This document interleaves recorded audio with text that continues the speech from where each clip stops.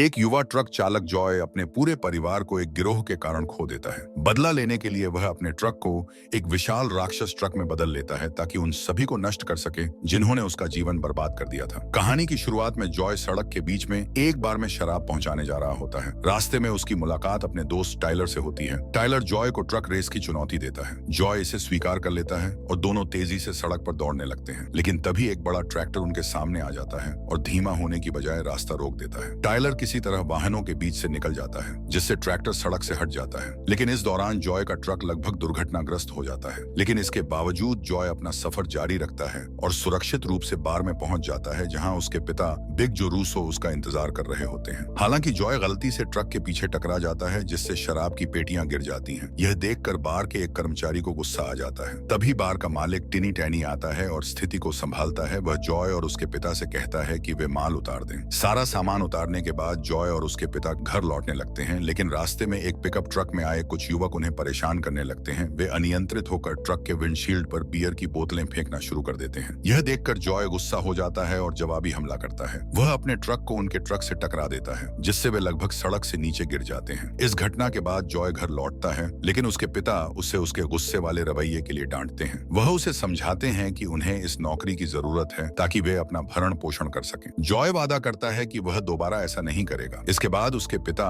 उसे नया ट्रक दिखाने के लिए ले जाते हैं जो उन्होंने हाल ही में खरीदा है। वह अपने बेटे को नए व्यापार में साझेदारी करने का प्रस्ताव भी देते हैं जहां दोनों मिलकर और स्वतंत्र रूप से काम करेंगे। इस प्रस्ताव से जॉय बहुत खुश होता है। फिर दोनों क्रिस्टन का जल्द जन्मदिन मनाने के लिए घर जाते हैं। जॉय की छोटी बहन बहुत खुश होती है लेकिन उसे ज्यादा देर नहीं रुकना पड़ता क्योंकि उसे अपनी प्रेमिका मिस्टी से मिलने जाना होता है। जॉय और मिस्टी अपने नए ट्रक में ड्राइव के लिए निकलते हैं। इस दौरान मिस्टी उसे चेतावनी देती है कि उसे टिनी के लिए काम नहीं करना चाहिए। वह बताती है कि टिनी और उसके बेटे अक्सर सड़क पर लोगों को परेशान करते हैं और नशे में गाड़ी चलाकर दुर्घटनाएं कर देते हैं। जॉय खुद को सही ठहराने की कोशिश करता है और कहता है कि वह और उसके पिता सिर्फ पैसे के लिए काम कर रहे हैं। साथ ही वह मिस्टी को टिनी और उसके बेटों से दूर रहने की चेतावनी देता है। इसके बाद दोनों अपनी रोमांटिक डेट पर चले जाते हैं। जब समय हो जाता है तो जॉय मिस्टी को उसके घर छोड़ देता है। इसी दौरान जॉय के पिता अपनी बेटियों को सुलाने के बाद अपने बेडरूम में जाता है जहां वह अपनी पत्नी कैथी से बात करता है। वह जॉय के भविष्य को लेकर चिंतित होता है लेकिन कैथी उसे शांत करती है और उसे अपने नए डिलीवरी व्यवसाय के लोगो वाली एक जैकेट देती है। बिग जो यह देखकर बहुत खुश होता है। अगले दिन बिग जो और जॉय एक और काम के लिए निकल जाते हैं जबकि कैथी और उसकी बेटियां ड्राइव के लिए बाहर जाती हैं। दुर्भाग्य से रास्ते में उनकी मुलाकात एक समूह से होती है जिसका नेतृत्व बिग कर रहा होता है। हमेशा की तरह वे सभी नशे में होते हैं और कैथी को परेशान करना शुरू कर देते हैं। हालांकि उन्हें पता होता है कि उसकी कार में दो छोटे बच्चे भी हैं। कैथी उनसे बचने के लिए आगे निकलने की कोशिश करती है लेकिन गिरोह उसकी कार को रोक देता है और उसकी विंडशील्ड पर बियर की बोतलें फेंकना शुरू कर देता है। कैथी को गाड़ी रोकने के लिए मजबूर कर दिया जाता है और विक को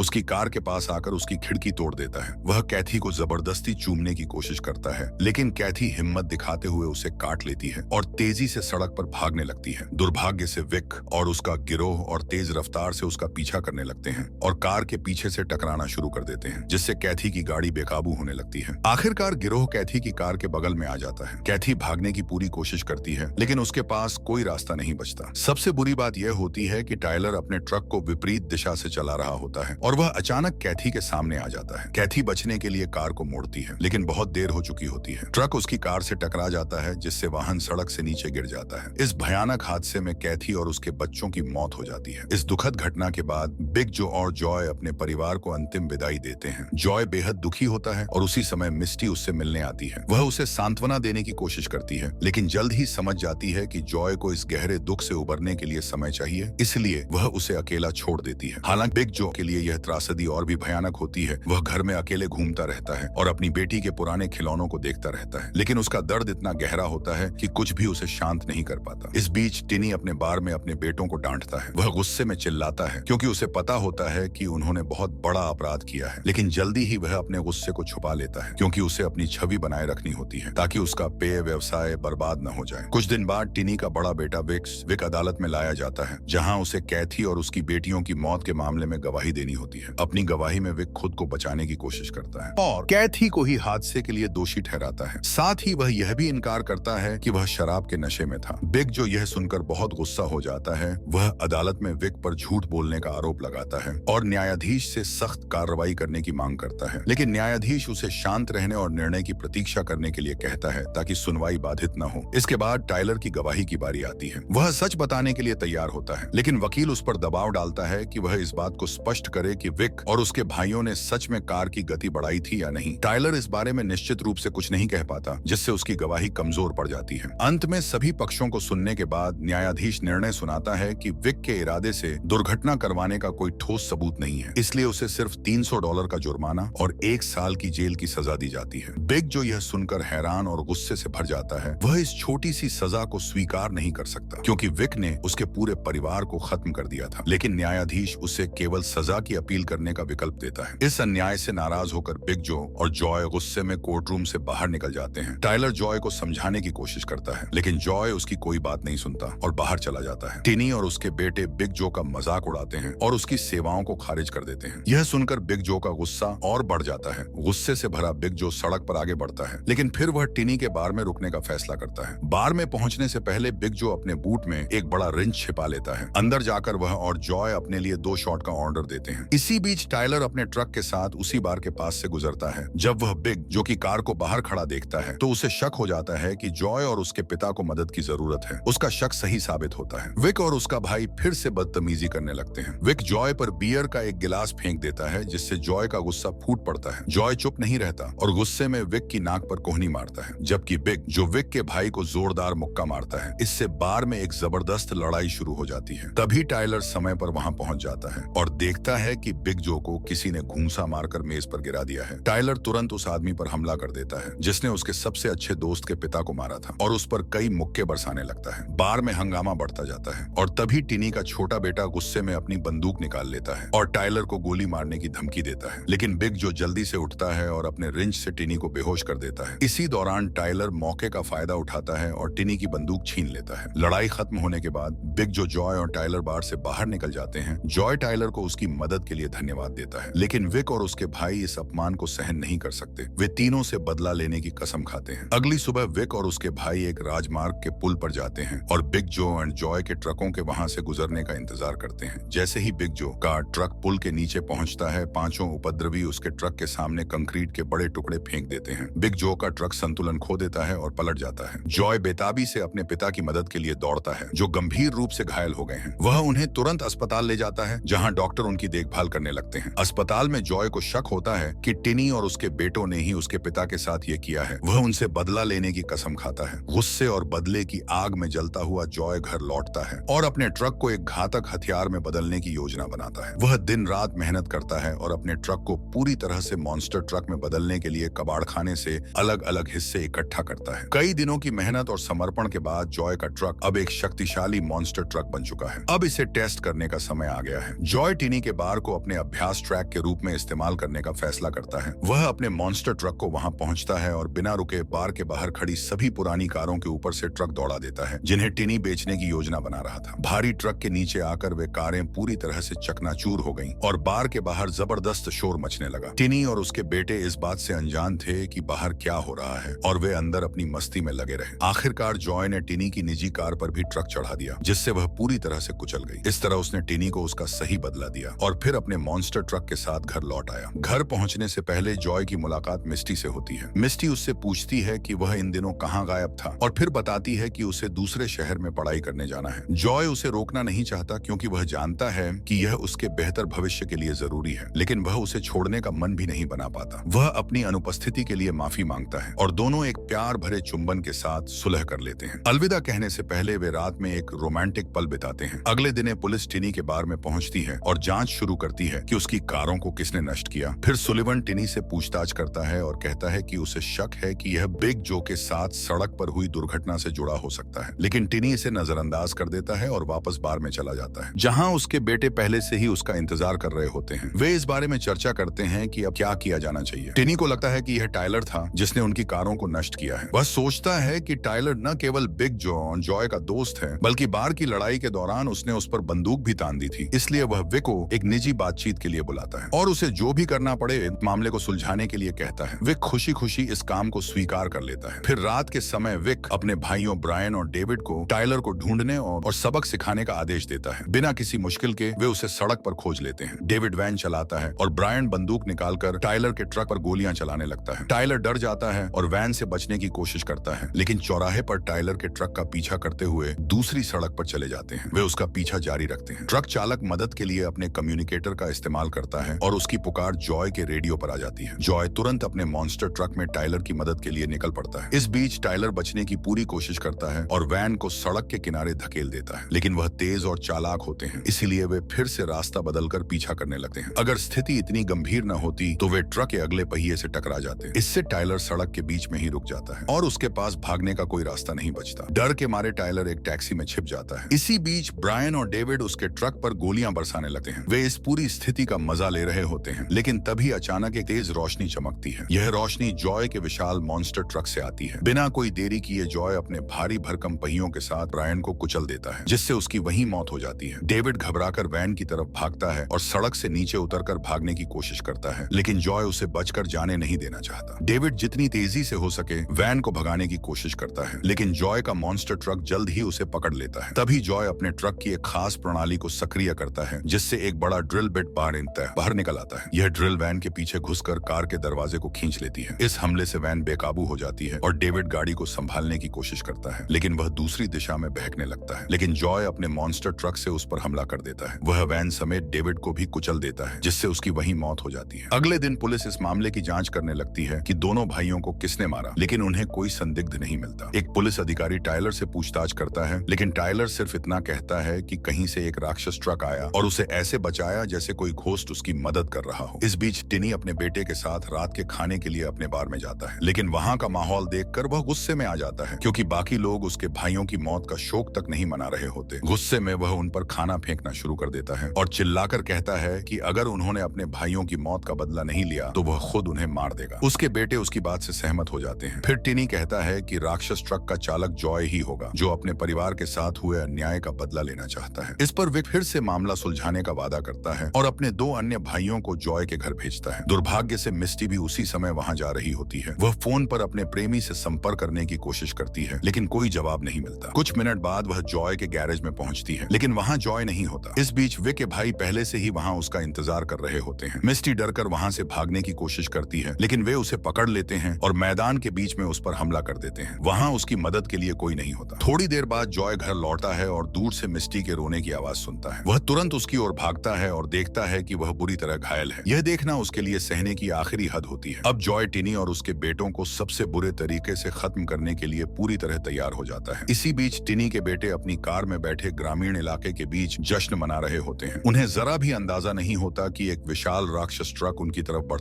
तो रहा है, जो उन्हें खत्म करने के लिए पूरी तरह तैयार है। जैसे ही वे उस बड़े ट्रक को अपनी ओर आते देखते हैं, वे घबराकर तेजी से सड़क पर भागते हैं और पास के एक मकई के खेत में छिप जाते हैं। छिपकर वे ट्रक की तलाश करने लगते हैं, लेकिन उन्हें उसका कोई निशान नहीं दिखता। हालांकि जॉय ज्यादा देर तक इंतजार नहीं करता। वह अपने शक्तिशाली मॉन्स्टर ट्रक के साथ आता है और भाई की कार को पूरी तरह टुकड़ों में तोड़ देता है, लेकिन दोनों भाई किसी तरह वहां से भागने में सफल हो जाते हैं और अलग अलग दिशाओं में चले जाते हैं। हालांकि जॉय ने ठान लिया है कि वह उन्हें छोड़ने वाला नहीं है। उनमें से एक भाई मकई के खेत से भागने की कोशिश करता है, लेकिन भागते हुए जमीन पर फिसलकर गिर जाता है। जॉय इस मौके का फायदा उठाता है और अपने ट्रक के विशाल पहियों से उसे कुचल देता, जिससे उसकी वहीं मौत हो जाती है। दूसरा भाई एक फैक्ट्री की ओर भागता है। इसी तरह वह लोहे के बड़े गेट के नीचे से निकल जाता है, लेकिन यह गेट राक्षस ट्रक को रोकने के लिए काफी नहीं होता। जॉय का ट्रक आसानी से गेट तोड़कर फैक्ट्री में घुस जाता है। डरा हुआ भाई भागता है। वह बक्सों और बैरलों के पीछे छिपने की कोशिश करता है, लेकिन ट्रक की ताकत के सामने नहीं टिक पाता। उसकी आखिरी उम्मीद फैक्ट्री के ऑफिस में छिपने की कोशिश करना है, लेकिन जब वह दूसरी तरफ से बाहर निकलने की कोशिश करता है तो देखता है कि दरवाजा बंद है। वहां से भागने का कोई रास्ता नहीं होता। घबराकर वह वहीं खड़ा रह जाता है और अपने अंजाम का इंतजार करने लगता है। तभी जॉय अपने राक्षस ट्रक के साथ पूरे कार्यालय को गिरा देता है, जिससे वह भी उसके नीचे दबकर मारा जाता है। इस तरह जॉय ने अपनी प्रेमिका मिस्टी का बदला ले लिया। कुछ घंटे बाद मीडिया ने पीड़ितों के बारे में शेरिफ से सवाल किए, लेकिन उसने कहा कि वह अभी तक नहीं जानता कि यह सब किसने किया। हालांकि उसका एक सहयोगी कहता है कि शेरिफ के दिमाग में कोई संदिग्ध जरूर होगा, लेकिन वह इसे नजरअंदाज करके वहां से चला जाता है। इस बीच मिस्टी अभी भी उस भयानक रात की घटना से उबरने की कोशिश कर रही होती है जो पिछली रात उसके साथ हुई थी। अपने कमरे में रेडियो सुनते समय वह उन लोगों के बारे में खबर सुनती है जिन्होंने उस पर हमला किया था। उसे जल्दी ही संदेह होने लगता है कि जॉय ही इसके पीछे है। वह उसे फोन करने की कोशिश करती है, लेकिन जॉय अस्पताल में अपने पिता के डॉक्टर की रिपोर्ट का इंतजार कर रहा होता है। वहां जॉय की मुलाकात शेरिफ सुलिवन से होती है, जो उससे टिनी के बेटों के बारे में कुछ सवाल पूछता है। शेरिफ जानता है कि इन हत्याओं के पीछे जॉय का हाथ है। वह उसे चेतावनी देता है कि अगर उसने लोगों का शिकार करना जारी रखा तो